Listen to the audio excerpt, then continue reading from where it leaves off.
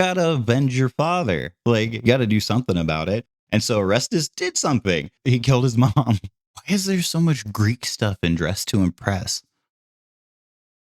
Are you curious too? You want to find out? Put on the lore hat. And let's find out together. Hey guys, we're lore diving today to explain why Greek mythology seems to be creeping into Dress to Impress. Who is Agamemnon? Who are the mysterious characters in the winter update? How does it tie into Lana's story? Today we're diving into wild family drama filled with gods, heroes, and revenge. Let's talk about Agamemnon, Iphigenia, Artemis, Clytemnestra, Orestes, and Athena, and everybody's favorite, Lana. Our story starts with Agamemnon, the powerful king, and his wife, Clytemnestra. They had kids together, including their daughter, Iphigenia, and their son, Orestes. Sounds like a happy family. Not really. When Agamemnon was getting ready to lead the Greek army to the Trojan War, something terrible happened. He accidentally made the goddess Artemis very angry by killing one of her sacred deer. Yes. Artemis wasn't just going to let that go. She stopped all of the winds because she had the power to do so, which stopped Agamemnon's ships, which means he couldn't sail to Troy. Then she made a demand. Sacrifice your daughter, Iphigenia, to make up for what you did. That's messed up, right? Agamemnon didn't want to do it, but eventually he agreed. He brought poor Iphigenia to the altar to sacrifice her. Everyone was heartbroken, especially her little brother, Orestes, or O. But just when things looked hopeless, something crazy happened. Artemis appeared and decided to save Iphigenia. She lifted her up, placed a deer on the altar instead. Then Artemis whisked Iphigenia away to a far-off land to serve as her priestess. As Iphigenia was taken away, some versions of the story in Greek mythology say that she sailed off on a boat to her new life. If you remember from the cutscene from the winter event, if you've unlocked the secret Greek portion of it from the crystal fountain in the ice cave, little Orestes, Iphigenia's brother, loved his big sister more than anything, stood by the shore of the island of Taurus, waving goodbye with tears in his eyes. He didn't know if he'd ever see Iphigenia again, but he wished her happiness and safety. Do you see how this is kind of tying into what the Greek thing showed us in the cutscene for Dress to Impress during the winter update?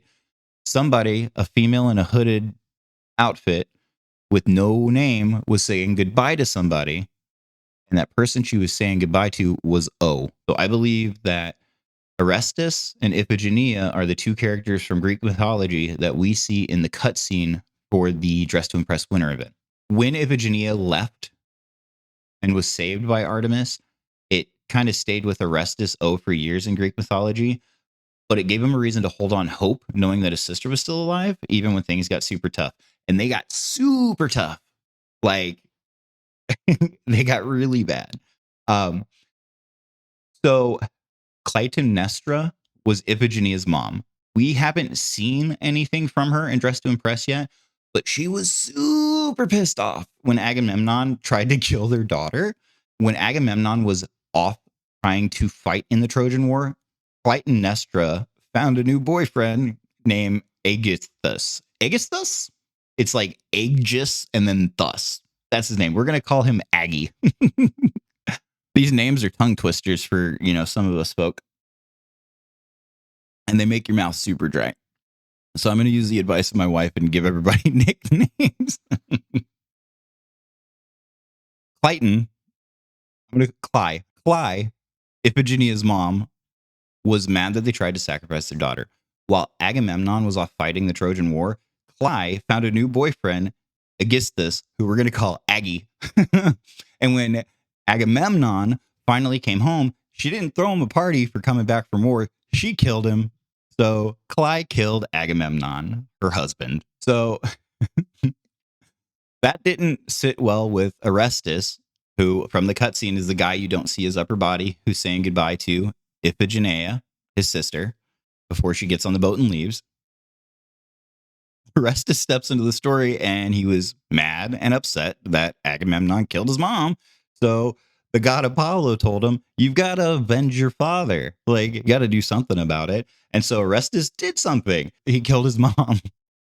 So, so far with Greek mythology, the way the story goes and how it's kind of tying into the cutscene that we saw was Agamemnon tried to kill his daughter. It didn't work out because Artemis stepped in, turned Iphigenia into a deer, which is what you see in the cutscene where she's laying on the steps. Um, and then Agamemnon goes off to war.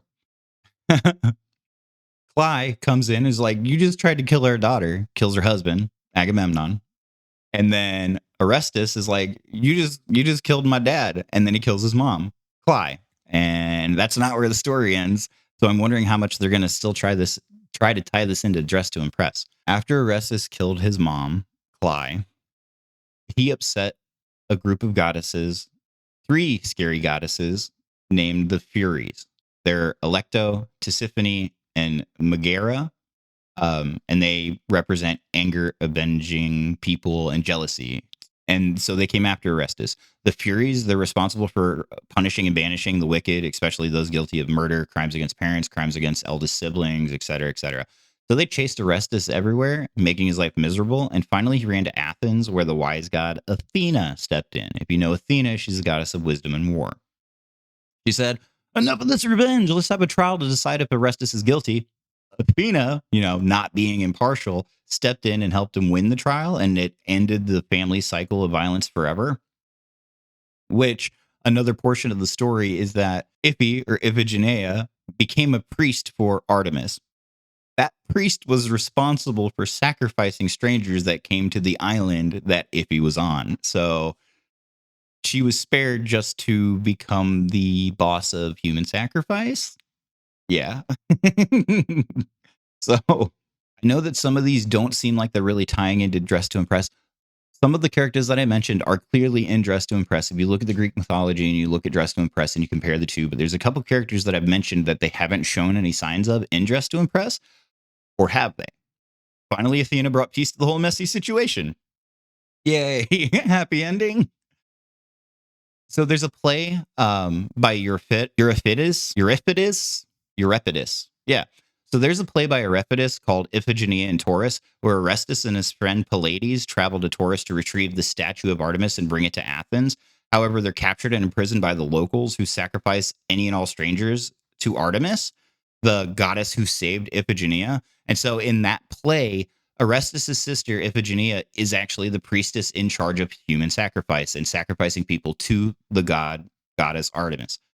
But she recognizes Orestes, and they end up escaping the island together with the statue of Artemis. So if you look carefully in the cutscene during the Greek thing in Dress to Impress, you'll notice that when Iphigenia, the hooded girl, starts walking down the dock to get on the boat, there's a white owl on the left-hand side sitting on the boxes on the dock. That same owl is actually in the final cutscene, as if they're watching out for maybe Lana, because we're back to Dress to Impress and not Greek Athens, etc. So in Greek mythology, the owl is the animal symbol for Athena, the goddess of wisdom and war. Athena played a crucial role in the fall of Troy. Can't talk no good. My mouth is so dry. So it's almost as if they kind of snuck Athena in there, and she's maybe watching out for Lana as the stuff is happening from Agamemnon.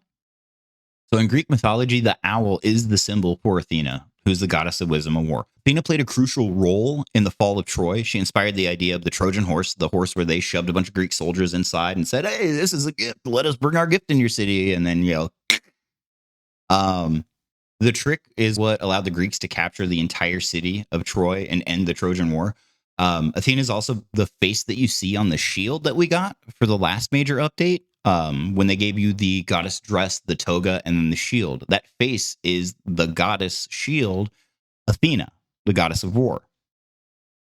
So while Athena isn't necessarily tied in with Agamemnon, she is tied in with Orestes, which is O that we saw in the cutscene. But as the commander of the Greek forces, Agamemnon benefited from Athena's support and successfully executed her plan. The fall of Troy was a significant victory for the Greeks, and Agamemnon returned home as a hero. But while Athena did not directly intervene with Agamemnon's murder, her influence on the events leading up to the Trojan War and the subsequent downfall of Troy had a significant impact on Agamemnon's fate, and kind of led to Cly offed Agamemnon. So why are there references to Athena appearing in Dress to Impress if she isn't a major part of this story right now? Was Athena watching out for Lana maybe at the end and Iphigenia back in Greek mythology? Could Lana possibly be a descendant of Athena and Agamemnon's return to get revenge for what Athena did, causing him to be murdered by his wife? Is Lana a descendant of Iphigenia, Agamemnon's daughter, and Agamemnon has returned to finish what he started? What do you think? Why is Agamemnon harassing Lana so much?